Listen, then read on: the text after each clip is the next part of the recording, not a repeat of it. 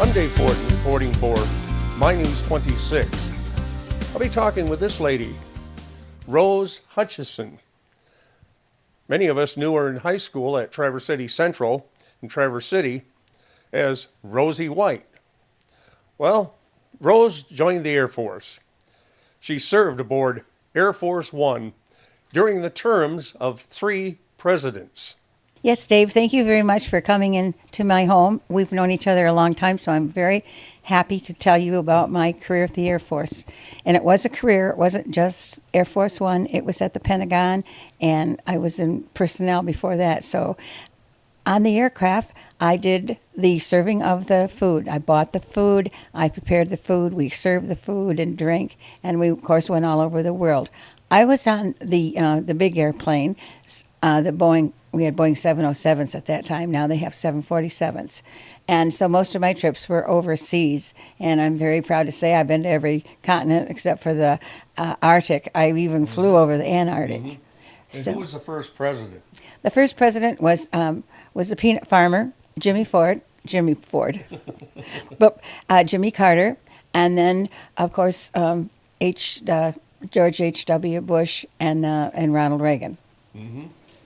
Now, are you at liberty to say anything interesting, a little insight on any of those, like President Carter?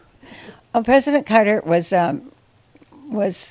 very astute. He was very laid back. He didn't really smile a lot on board the airplane. I think he was a happy man, but he didn't really show that to me. That was my first president. And of course, you knew his wife. Yes, Rosalind and I flew together quite a bit because when she campaigned, she always requested me, which I felt proud of because I hadn't been flying that long, only about 4 years.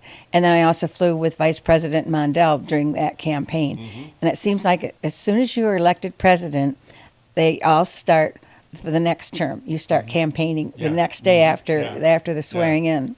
Okay, and then Reagan also. President Reagan was a very kind man. I remember the first time I served him a hamburger. That's how cool he was. He drank or he ate hamburgers.